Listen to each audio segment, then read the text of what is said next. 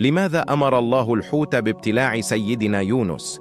ولكن قبل أن نبدأ نسأل الله أن يغفر لمن اشترك في القناة وضغط على زر الإعجاب وصلى على الرسول في التعليقات. أمر الله الحوت بابتلاع سيدنا يونس عليه السلام لأنه ترك قومه دون إذن من الله بعد أن يئس من إيمانهم.